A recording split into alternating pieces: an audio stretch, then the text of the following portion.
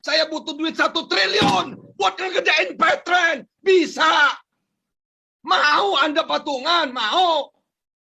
Maka itulah saya ngamen. Saya ngasong. Demi siapa? Demi Anda semua. Demi satu nama. Petren. Indonesia pernah punya satu ustadz yang ngajarin umat cara cepat mendatangkan rezeki. Bukan lewat kerja keras. Bukan lewat strategi bisnis. Tapi lewat satu kata sakti. Sedekah. Katanya, makin banyak memberi, makin deras rezeki kembali. Dan jutaan orang percaya. Dari pengusaha, sampai tukang ojek. Dari pejabat, sampai marbot masjid. Nama ustaz itu, Yusuf Mansur. Dulu dielu-elukan. Sekarang, topeng itu retak dan berserak.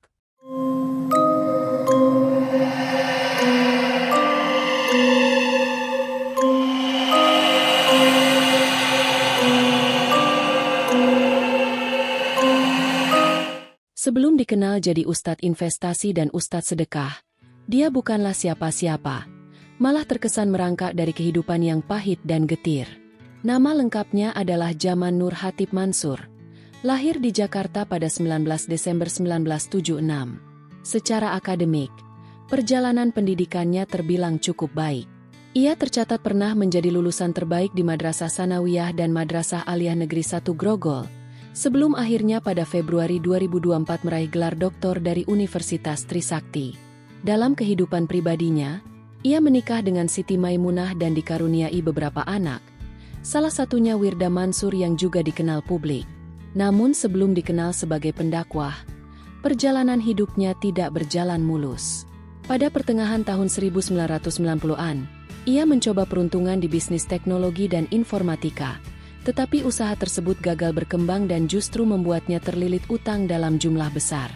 Permasalahan finansial itu berujung pada perkara hukum yang membuatnya harus menjalani hukuman penjara pada tahun 1996. Lalu kembali terseret kasus utang yang membuatnya kembali menjalani masa tahanan sekitar tahun 1998 hingga 1999. Katanya, selama berada di dalam penjara, ia mulai menemukan pendekatan spiritual yang kemudian menjadi fondasi dakwahnya. Salah satu kisah yang paling sering ia ceritakan adalah pengalaman saat berbagi sepotong makanan dengan semut di dalam sel tahanan.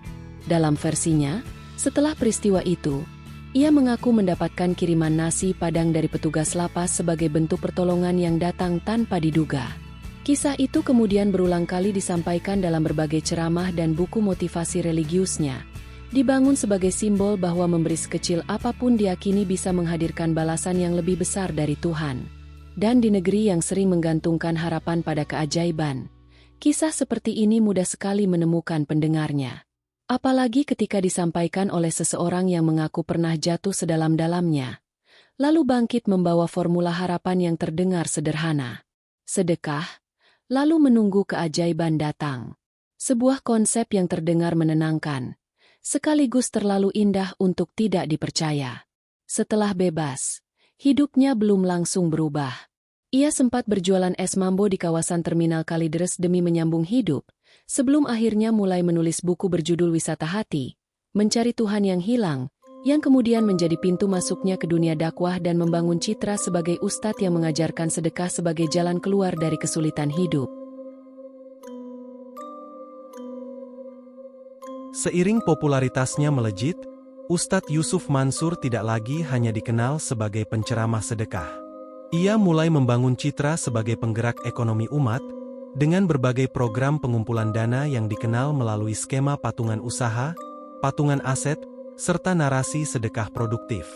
Melalui konsep inilah, berbagai lini bisnis mulai dibangun dengan melibatkan dana yang berasal dari jamaah.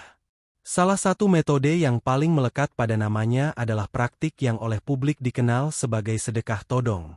Dalam sejumlah ceramah yang viral, ia beberapa kali meminta jemaah menyerahkan barang berharga yang sedang dikenakan saat itu juga, mulai dari perhiasan, jam tangan, hingga kendaraan.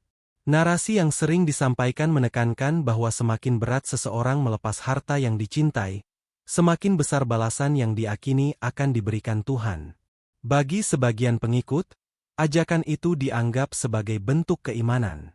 Namun bagi sejumlah pengamat dan mantan jemaah, metode tersebut dinilai menciptakan tekanan emosional yang membuat seseorang merasa bersalah jika menolak. Kepercayaan jamaah yang terus menguat kemudian menjadi fondasi ekspansi bisnis dalam berbagai sektor. Di bidang finansial dan teknologi, ia mendirikan platform pembayaran digital Paytren melalui PT Veritra Sentosa Internasional pada tahun 2013. Platform ini berkembang pesat karena memadukan sistem pembayaran, jaringan pemasaran, dan fitur sedekah otomatis. Paytren sempat menarik jumlah pengguna dalam skala besar. Namun pada Mei 2024, Otoritas Jasa Keuangan mencabut izin usaha anak perusahaan Paytren, yaitu PT Paytren Asset Management, setelah ditemukan pelanggaran administratif yang dinilai serius. Saya butuh duit 1 triliun buat ngerjain Paytren. Bisa. Mau Anda patungan? Mau. Maka itulah saya ngamen, saya ngasong. Demi siapa? Demi Anda semua. Demi satu nama, Paytren. Selain itu, dana yang dikelola melalui jaringan bisnisnya juga disebut digunakan untuk pembelian saham di beberapa perusahaan terbuka, termasuk MNC Bank, Tempo Intimedia, dan Bank Syariah Indonesia.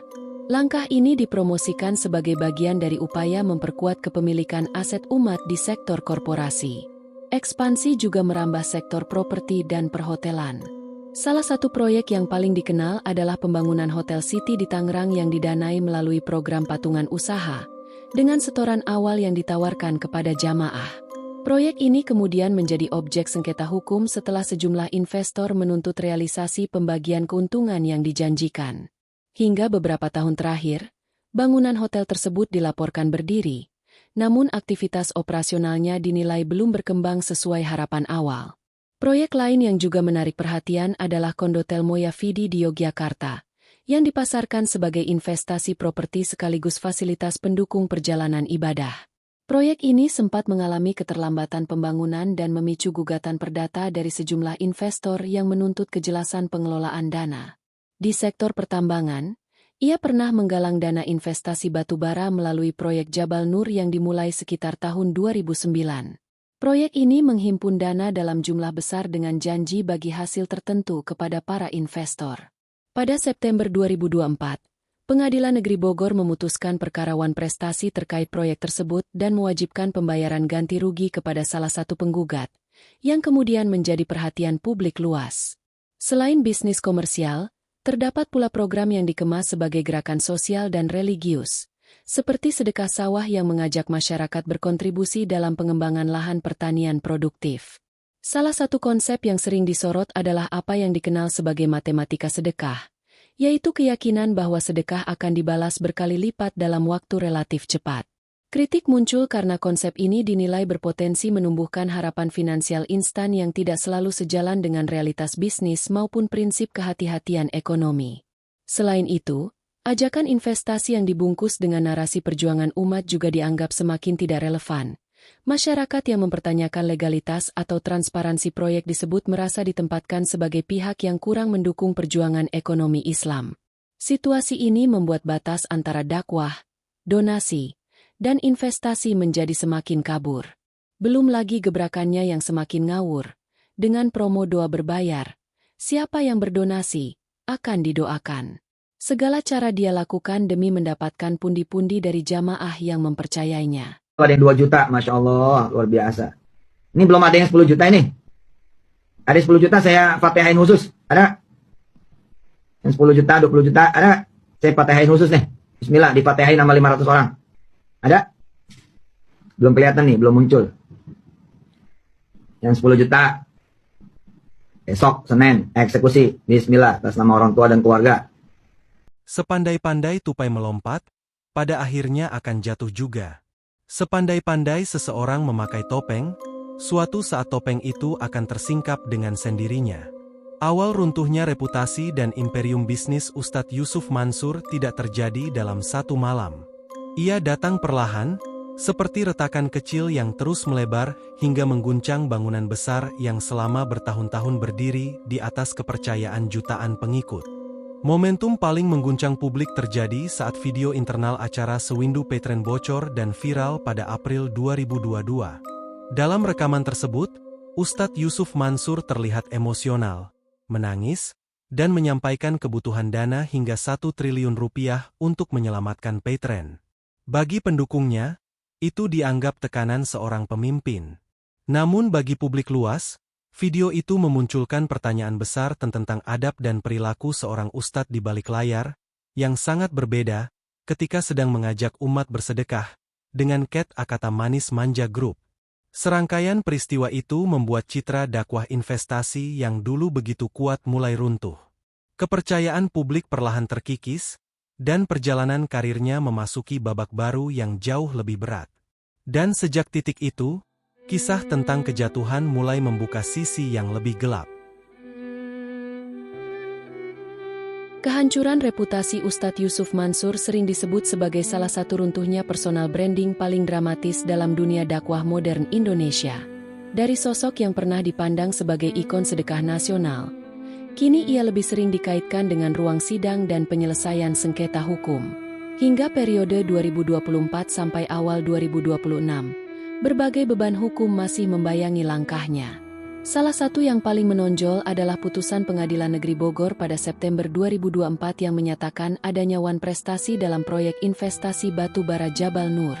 Dalam putusan tersebut, ia diwajibkan membayar ganti rugi miliaran rupiah kepada investor. Putusan itu membuka kemungkinan penyitaan aset apabila kewajiban tidak dapat dipenuhi. Di saat yang hampir bersamaan, Otoritas Jasa Keuangan juga mencabut izin usaha PT Petren Asset Management.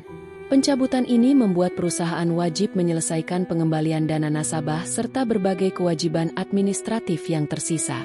Proses penyelesaian tersebut menjadi tekanan baru dalam perjalanan bisnis yang sebelumnya dipromosikan sebagai solusi ekonomi berbasis komunitas. Selain itu, sejumlah gugatan perdata lain masih bergulir, termasuk perkara yang berkaitan dengan proyek tabungan tanah dan patungan usaha Hotel City. Gugatan-gugatan tersebut datang dari peserta program yang menuntut kejelasan pengelolaan dana dan realisasi janji keuntungan yang pernah disampaikan. Dampak hukum tersebut perlahan merambat pada runtuhnya citra publik. Media televisi yang dulu sering menghadirkan sosoknya sebagai tokoh motivasi religius mulai menjauh. Nama yang dulu identik dengan cerita keajaiban sedekah kini lebih sering muncul dalam pemberitaan sengketa bisnis dan persoalan hukum. Di ruang media sosial, perubahan persepsi publik terlihat semakin tajam. Kolom komentar pada berbagai unggahannya kerap dipenuhi tuntutan kejelasan dana dari orang-orang yang mengaku pernah menjadi pengikut setia. Narasi yang dahulu dipenuhi harapan spiritual perlahan bergeser menjadi ruang kekecewaan dan penagihan janji. Sementara itu, panggung dakwah yang dulu luas kini terlihat semakin menyempit. Aktivitasnya lebih banyak terlihat di lingkungan internal pesantren dan kanal pribadi. Ia juga mencoba membangun citra baru melalui jalur akademik setelah menyandang gelar doktor. Namun, bagi sebagian publik, bayang-bayang persoalan investasi masa lalu masih menjadi penghalang untuk mengembalikan kepercayaan. Pada akhirnya, kisah ini bukan hanya tentang jatuhnya seorang figur. Ini adalah cerita tentang bagaimana kepercayaan besar dapat berubah menjadi beban yang jauh lebih besar ketika harapan tidak berjalan searah dengan kenyataan. Dan ketika sorotan panggung perlahan meredup, yang tersisa seringkali bukan gemuruh tepuk tangan, melainkan gema pertanyaan yang belum sepenuhnya terjawab. Kini, kisah itu sampai di ujung panggungnya.